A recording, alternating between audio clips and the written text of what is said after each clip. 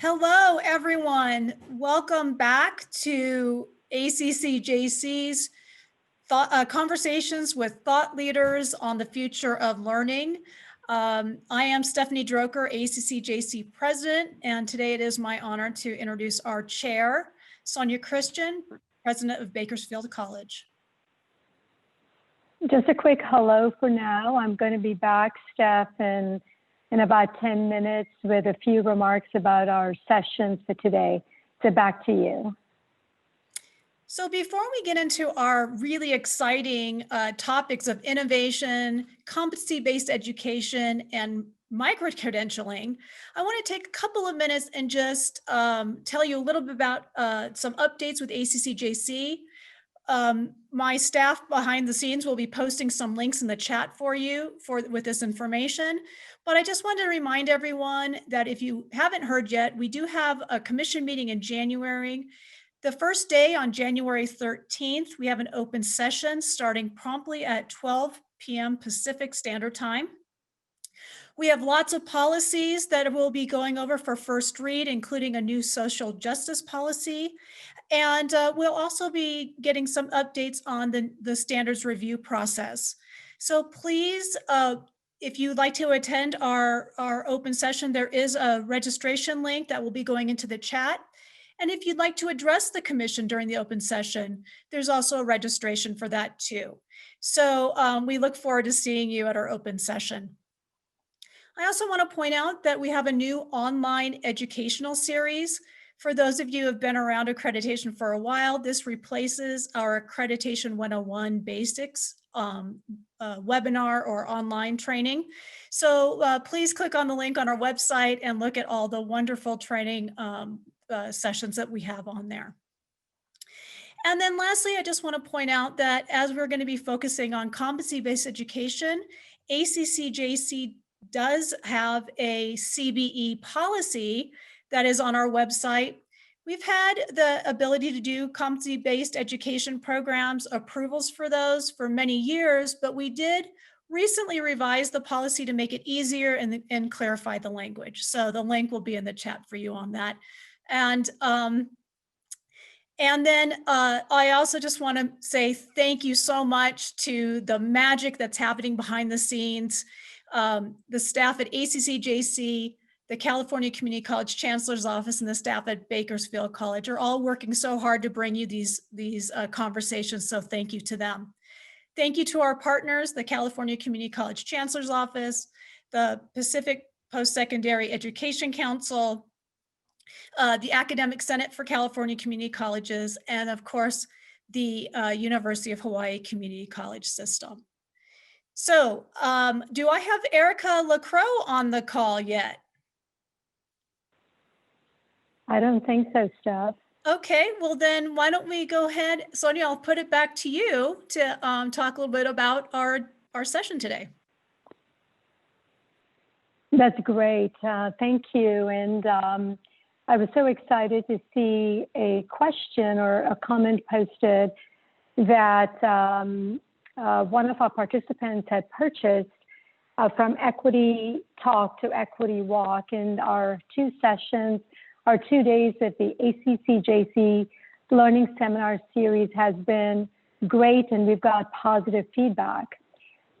Today, we will explore the creation of an expanded learning ecosystem and how to systematically build a trusted infrastructure for this expanded system.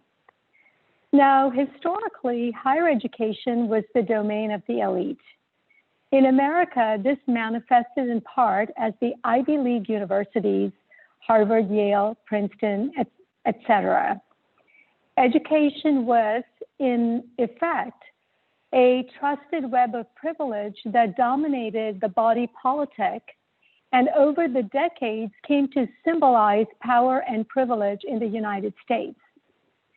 Under the social stresses of rapid economic growth, technology explosion, and prosperity, institutional access to education continued to expand accordingly. Education was widely recognized to be the essential element to sustain the emerging economic and social structures and evolved into a more codified web of trust, an academic ecosystem defined by credits, courses, programs, faculty, workloads. Education has always been more ecosystem than monoculture, and over the decades, other frameworks of learning were developed. For example, apprenticeship, and today we're going to be talking about competency-based education, a range of other private systems. However, even as alternatives grew and created their own communities of institutions, within academia, the dominant standard academic institution was still a traditional Carnegie credit system. In recent years, there have been a multitude of forces at play that have created the conditions to move alternatives into the mainstream. Number one, the public questioning of whether traditional academia had created a monopoly of learning, resulting in a stale, unresponsive system that was increasing its costs, but not the corresponding value added. Number two, the growing student debt, and in this country, which it reached $1.6 trillion in 2019. And then, number three, the emerging smart technologies with the exponential development of artificial intelligence, as well as the high-resolution visual representation of multidimensional objects, set the stage to develop a much more complex infrastructure to capably represent an expanding complex ecosystem.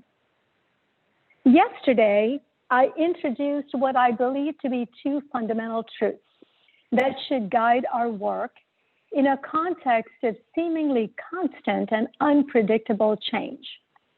Truth number one, humans are learning all the time. Learning is unavoidable.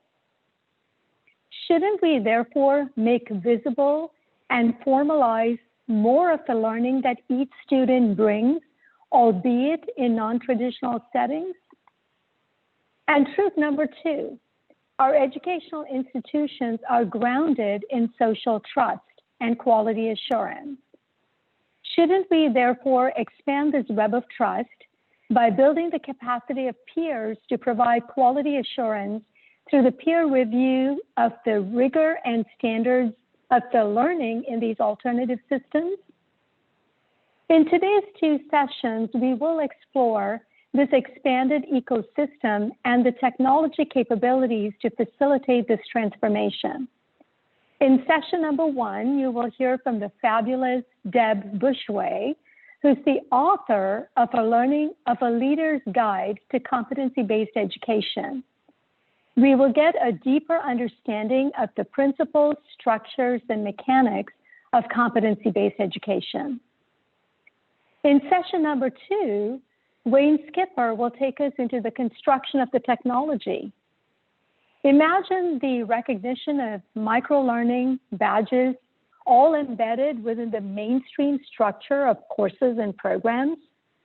Wayne brings his insights as the technologist behind the popular badging platform of Badger, as well as the Program Pathways Mapper. The Program Pathways Mapper was initially created in response to Bailey, Jagger, and Jenkins, their 2015 book, Redesigning America's Community College, where the authors describe the importance of clarifying the path by developing the necessary course sequence within a program map. This is pillar number one in a guided pathways college. This is how a college moves from a cafeteria-style college to a learning pathways college, to a guided pathways college.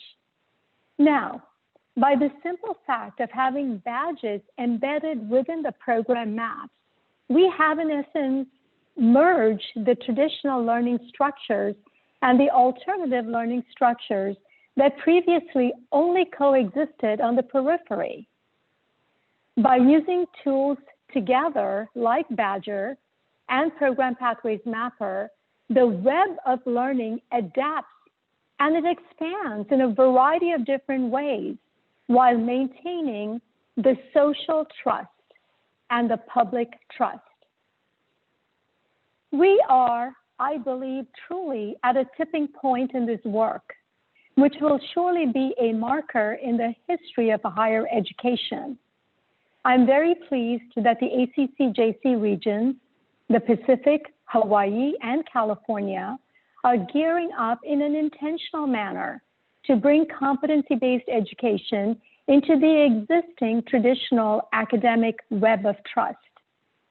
I'm also very pleased that under the leadership of Marty Alvarado, Executive Vice Chancellor of Educational Services, that competency-based education will be rolling out in a comprehensive manner here in California.